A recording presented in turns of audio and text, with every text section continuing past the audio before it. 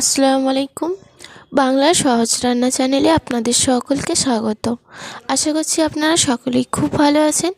আজকে আমি আপনাদের কাছে নতুন একটা রেসিপি নিয়ে চলে এসেছি। আজকে আমি আপনাদেরকে তৈরি করে দেখাবো মাছের মাথা দিয়ে মুগ ডালের রেসিপি। এই রেসিপিটার মধ্যে কি উপকরণ নিয়ে নেব সেটা আপনাদেরকে দেখিয়ে দেবো। তার জন্য কিন্তু প্রথম থেকে শেষ পর্যন্ত আমার এই ভিডিওটি দেখার জন্য অনুরোধ রইল। আর আমার চ্যানেলে নতুন বন্ধু এসে থাকলে অবশ্যই আমার চ্যানেলটিকে সাবস্ক্রাইব করে দেবেন, পাশে থাকা বেল আইকনটি প্রেস করে দেবেন যাতে আমার ভিডিও সবার প্রথমে পৌঁছে যায়। তো সবার প্রথমে এখানে আমি 200 গ্রাম মুগ ডাল নিয়ে নিয়েছি।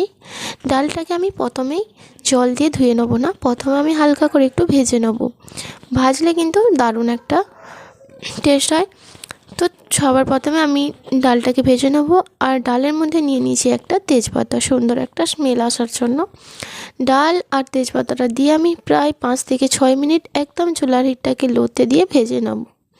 দেখতেই পাচ্ছেন ডালের একটা কালার অন্যরকম চেঞ্জ হয়ে গেছে। তো ডালটা ভাজার পরে আমি একটা জায়গায় ঢেলে নিয়ে ঠান্ডা করে নিয়েছিলাম। ঠান্ডা হয়ে যাওয়ার পর আমি এখানে জল দিয়ে ধুয়ে নিচ্ছি।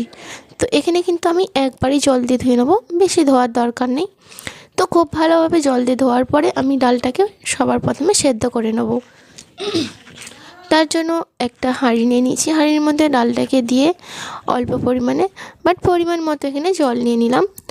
তো জলটা দেওয়ার পর খুব ভালোভাবে ফুটে গিয়েছে দেখতে পাচ্ছেন। এরপর ফুটে এর মধ্যে যে একটা ফেনা উঠেছে দেখতে পাচ্ছেন, এই ফেনাটাকে আমি ফেলে দেবো। প্রথমে কিন্তু আমি লবণ বা হলুদ দিইনি, কারণ দিলে কিন্তু হলুদের কালারটা চেঞ্জ হয়ে যায়।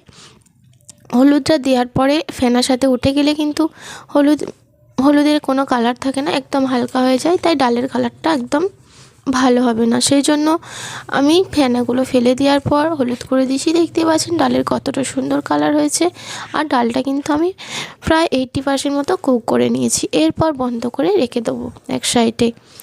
এরপর আমি এখানে রুই মাছের একটা মাথা নিয়ে নিয়েছি। মাথাটাকে ছোট ছোট টুকরো করে কেটে নিয়েছি। এরপর মাথাগুলোকে ভেজে নেব, তাই দিয়ে দিলাম স্বাদ মতো লবণ আর অল্প একটু হলুদ গুঁড়ো। লবণ আর হলুদ গুঁড়োটা দেওয়ার পরে খুব ভালো করে মাখিয়ে নেব। তো খুব ভালো করে আমি সব মাছগুলোর মধ্যে লবণ আর হলুদগুলোকে মাখিয়ে নেব। তো দেখতে পাচ্ছেন খুব ভালো করে মাখানো হয়ে গিয়েছে। এরপর আমি মাছের মাথাগুলোকে ভেজে নেব। তার জন্য কড়ার মধ্যে নিয়ে নিলাম তেল। তো এখানে আমি সাদা তেল নিয়েছি। তেলটা হালকা একটু গরম হয়ে গেলে আমি দিয়ে দেবো মাছের মাথাগুলি। গরম তেলের মধ্যে সব মাছের মাথাগুলো দেওয়া হয়ে গিয়েছে। এরপর আমি উল্টে পাল্টে লাল করে ভেজে নেব। এক পিঠ কিছুক্ষণ রেখে দিয়েছিলাম, প্রায় 3 থেকে 4 মিনিট মতো। হালকা লাল হয়ে গিয়েছে দেখতে পাচ্ছেন। এরপর সব মাছগুলোকে আমি এক এক করে উল্টে নিলাম। আবারও উল্টে পাল্টে লাল লাল করে আমি মাছগুলোকে একদম ভেজে নেব। দেখতে পাচ্ছেন মাথাগুলো সুন্দর একটা কালার হয়েছে আর খুব ভালোভাবে ভাজা হয়ে গিয়েছে। এরপর আমি প্লেটের মধ্যে উঠিয়ে নিলাম। তো সব মাছগুলো ওঠানো হয়ে গিয়েছে। এরপর কড়ার মধ্যে যে তেলটা আছে সেই তেলের মধ্যেই দিয়ে দিচ্ছি 1 চামচ জিরে। আর দিয়ে দিলাম শুকনো লঙ্কা। 2টো শুকনো লঙ্কাকে অর্ধেক করে দিয়েছি। জিরে আর শুকনো লঙ্কাকে একটু লাল করে ভেজে নেবো তেলের মধ্যে।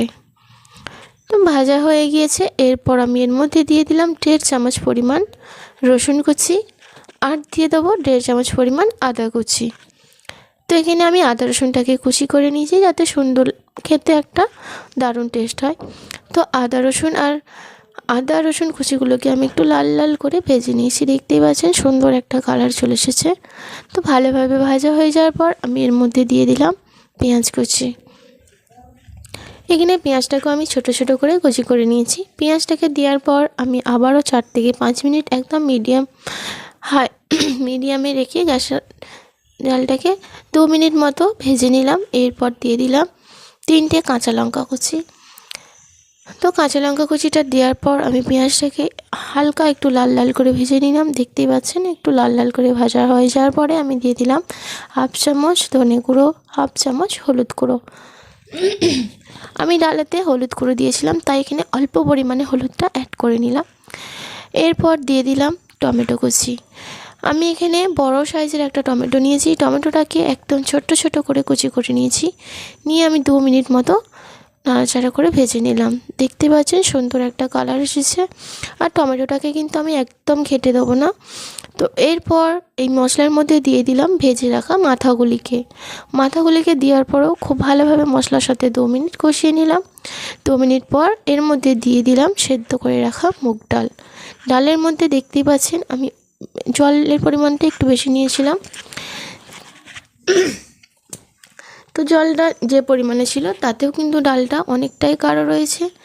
এর মধ্যে এখন কিন্তু আমি জল দেবো না, খুব ভালোভাবে মশলাগুলোর সাথে মিশিয়ে নেওয়ার পর এতে অ্যাড করে দেবো পরিমাণ মতো জল।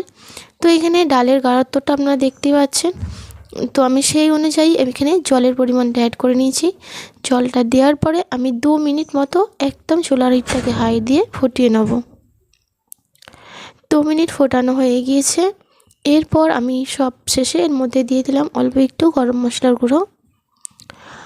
মশলার গুঁড়োটাকে দেওয়ার পরে খুব ভালোভাবে ডালের সাথে নাড়াচাড়া করে মিশিয়ে নেব। ডালের সাথে খুব ভালোভাবে গরম মশলাটাকে মিশিয়ে নিলাম। এরপর এর মধ্যে দিয়ে দেবো 1 চামচ পরিমাণ ঘিটা দিলে কিন্তু দারুণ একটা স্মেল আসে আর খেতে দারুণ টেস্ট হয়। এরপর এর মধ্যে দিয়ে দিলাম 4টে কাঁচা লঙ্কা ছেঁড়া আর দিয়ে দিলাম অল্প একটু ধনেপাতা কুচি।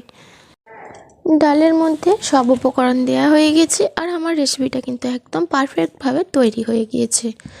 তো বন্ধুরা, আমি কম সময়ে খুব সহজ পদ্ধতিতে কম উপকরণে আপনাদেরকে মুগ ডালের রেসিপিটা তৈরি করে দেখালাম। আপনাদের কেমন লেগেছে অবশ্যই কমেন্ট করে জানাবেন। ভালো লেগে থাকলে লাইক শেয়ার করে আমার পাশে থাকবেন। আর আমার চ্যানেলে নতুন বন্ধু হয়ে থাকলে অবশ্যই কিন্তু আমার চ্যানেলটিকে সাবস্ক্রাইব করে দেবেন আর পাশে থাকা বেল আইকনটি প্রেস করে দেবেন, যাতে আমার ভিডিও সবার প্রথমে আপনাদের কাছে পৌঁছে যায়। আর এই রেসিপিটা দেখতে যতটা সুন্দর, খেতে কিন্তু দারুণ টেস্ট হয়। তাই দেরি না করে ঝটপট বাড়িতে তৈরি করে ফেলুন। আশা করছি আপনাদের খুবই ভালো লাগবে। আজ এই পর্যন্তই আমার এই রেসিপিটা শেষ করলাম। আপনারা সকলেই ভালো থাকবেন, সুস্থ থাকবেন। ধন্যবাদ।